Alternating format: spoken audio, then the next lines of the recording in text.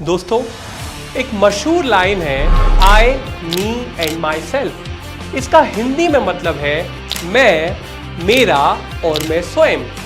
लेकिन इस दौर में इसका एक और मतलब है, वो है शहंशाहे माई सेल्फ नरेंद्र मोदी। अब मैं आखिर ऐसा कहने के लिए क्यों मजबूर हुआ? इसका एक ताजा उदाहरण है भारत की नई संसद के उद्घाटन का न्योता जो भारत के सांसदों को दिया गया। लोकतांत्रिक मूल्यों की धज्जियां उड़ाते हुए जिस तरीके से इस न्योते को दिया गया वो वाकई ना सिर्फ हास्यास्पद है बल्कि लोकतंत्र के लिए एक बहुत बड़ा खतरा है। इसको गहराई से समझने के लिए अगर लोकसभा सचिवालय की ओर से भेजे गए न्योते पर आप नजर डालेंगे तो उसमें भारत के राष्ट्रपति और भारत के उपराष्ट्रपति का नाम भी अंकित नहीं है। भारत का संविधान जो इस देश की आत्मा है उसके आर्टिकल 79 के मुताबिक there shall be a parliament for the union which shall consist of the president and 2 houses to be known respectively as the council of states and the house of people. इसका मतलब है भारत की राष्ट्रपति ना सिर्फ भारत की मुखिया है बल्कि भारत की संसद का एक अभिन्न अंग है।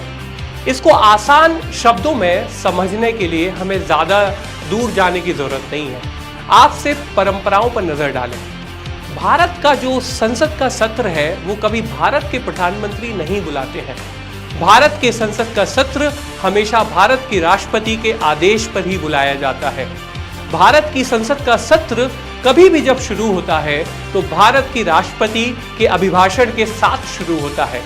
इसका मतलब और आसान शब्दों में समझने के लिए आपको समझना होगा कि भारत की संसद में 2 सदन होते हैं जिसमें लोकसभा के नेता तो भारत के प्रधानमंत्री हैं, लेकिन दोनों ही सदन को अगर हम मिलाकर देखेंगे तो भारत की संसद के जो मूल मुखिया हैं वो भारत की राष्ट्रपति हैं, ना कि भारत के प्रधानमंत्री।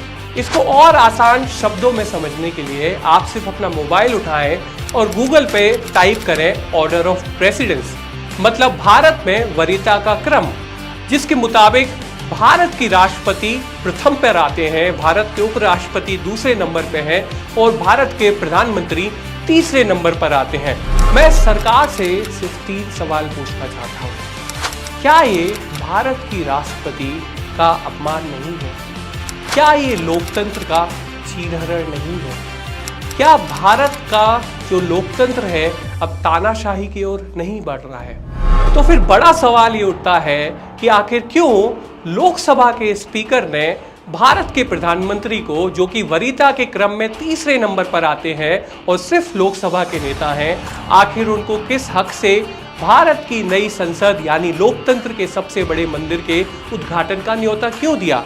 क्योंकि इसमें अगर किसी को न्योता दिया जाना था और उद्घाटन करने के लिए अगर संवैधानिक तौर पर किसी का दायित्व बनता है तो वो भारत की राष्ट्रपति का बनता है। तो ये बड़ा सवाल मैं आप पर छोड़ता हूं कि आखिर किसका हक है भारत की नई संसद के उद्घाटन का।